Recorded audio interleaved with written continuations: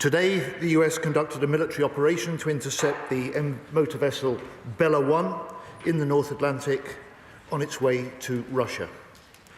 The UK, at the request of the US, supported this operation as part of global efforts to crack down on sanctions busting and shadow shipping activity. The Bella 1 was falsely flagged. It was falsely flagged and subject to US counter-Iran sanctions. The vessel refused to comply with the US's exercise of its sanctions jurisdiction on the 20th of December, after which the US Coast Guard vessel Monroe pursued the ship across the Atlantic. This is a sanctioned, stateless vessel which carries a long history of nefarious activity and shares close links with both Iran and Russia. Following a request from the US, I authorised the use of UK bases and the deployment of Royal Navy and RAF assets to support the operation, including airborne surveillance and the RFA ship Tide Force. This was a US operation. No UK personnel took part in the boarding. And I can update the House, Mr. Speaker, the operation is ongoing, but the Bella 1 is now under the control of US forces who demonstrated immense courage and professionalism in dangerous and deteriorating Atlantic Sea conditions. A stateless vessel, Mr. Speaker, may be lawfully intercepted and subjected to the law of the interdicting state. The US's enforcement action was based upon counter-Iran sanctions aimed at stopping Iran from fueling instability through the profits of illegal oil sales. The UK supported this action to achieve three objectives. First, to enforce counter-Iran sanctions. Second, to tackle the global security threat posed by expanding shadowy maritime activity. And third, to reinforce British homeland defence and security in this era of rising threats. Mr. Speaker, let me expand. First, in 2024, this vessel was sanctioned by the US and subjected to a seizure warrant for illegally transporting Iranian oil. It reflagged 5 times in the last 5 years and was falsely flying the Guyana ensign when it was intercepted by the US. Over a 4-year period, reports suggest that this vessel moved some 7.3 million barrels of Iranian crude oil, the proceeds of which have used to finance terrorism, threat and instability across the world. And the Iranian regime continues to export violence across the region through its proxies and its partners, including Hamas, Hezbollah, the Houthis and Iraqi militias. It maintains support for Russia by supplying Putin with weapons for his brutal invasion of Ukraine, including the Shahid mass drones and missiles which target and kill Ukrainian civilians. And it is telling, of course, that this vessel, in an attempt to evade the seizure warrant, changed its name and tried to adopt the Russian flag.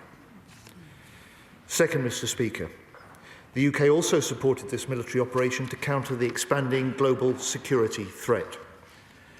The vessel is part of an increasing web of shadow shipping that fuels and funds instability across the world, that undermines global trade, and that threatens our national security.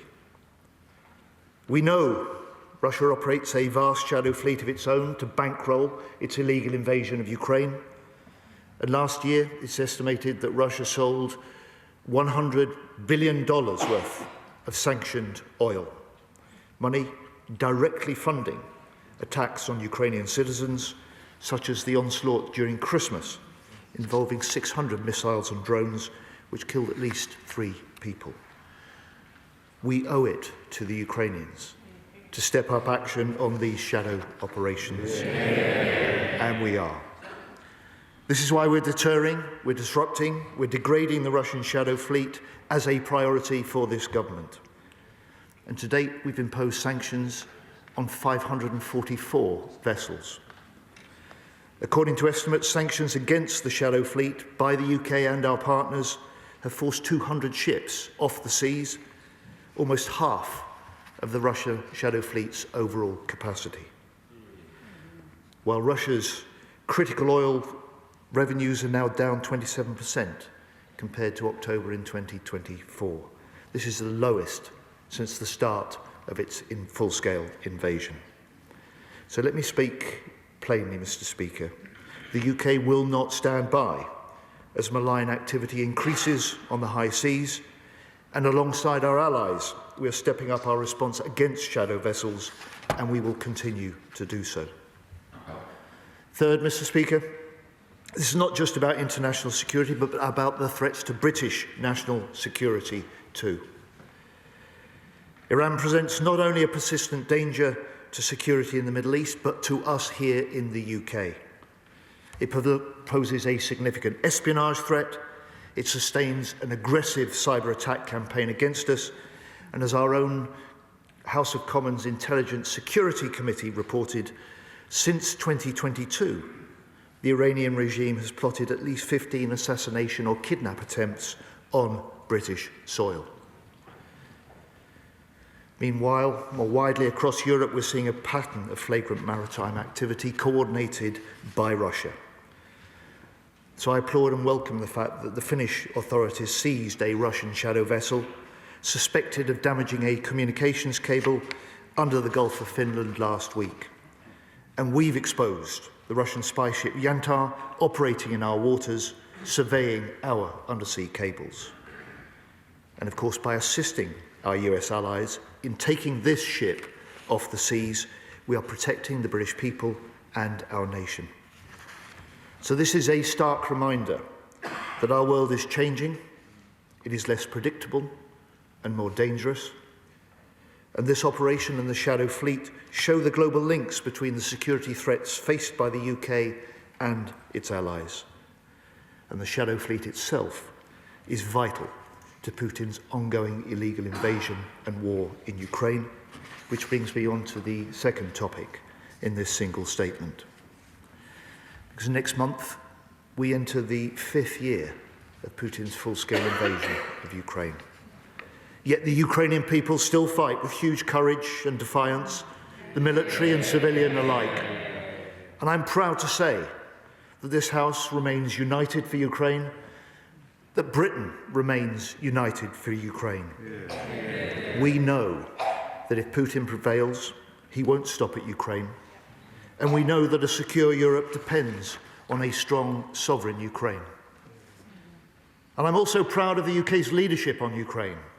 It started under the last government and stepped up under this government.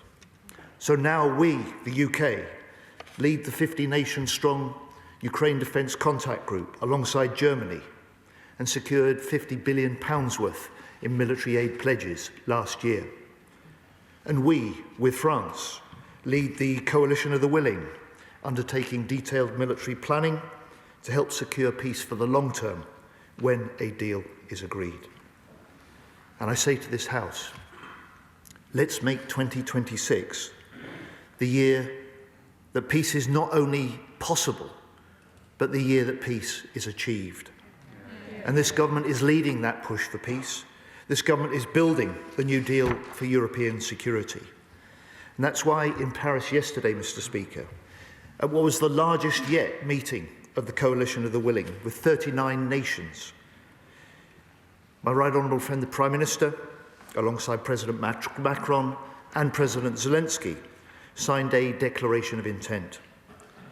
And as the Prime Minister said, the purpose of the Coalition of the Willing is to help deliver a peace that can last and to work with the US to guarantee Ukraine's security for the long term.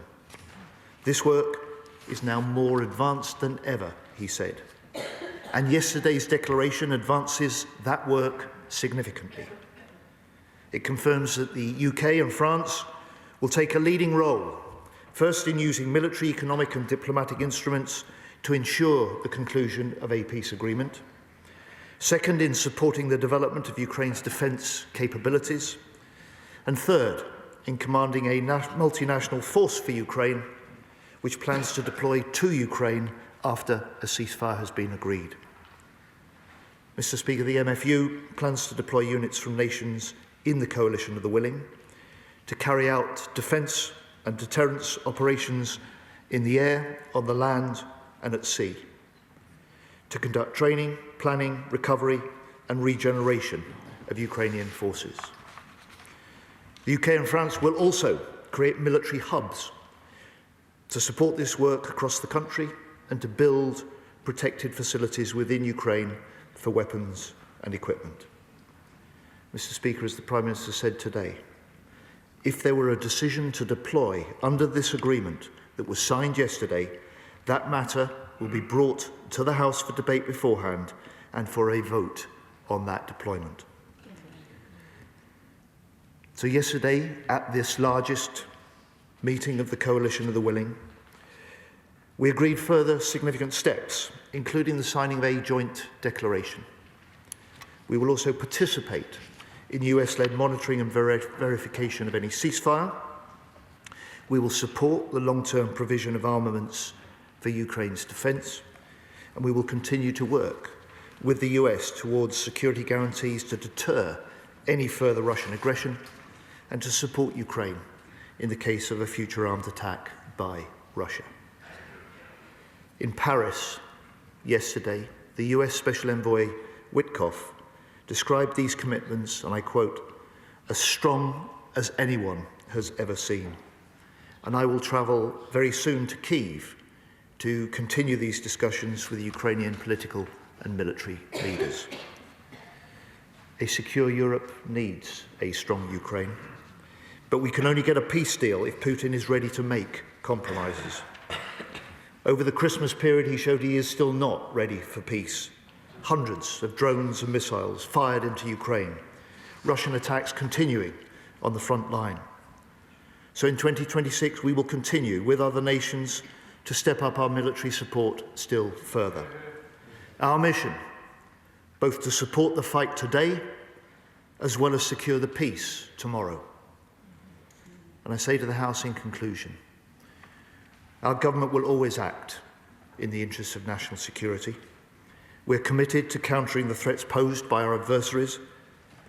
We're committed to standing by our closest allies, and we are committed to keeping Britain secure at home and strong abroad.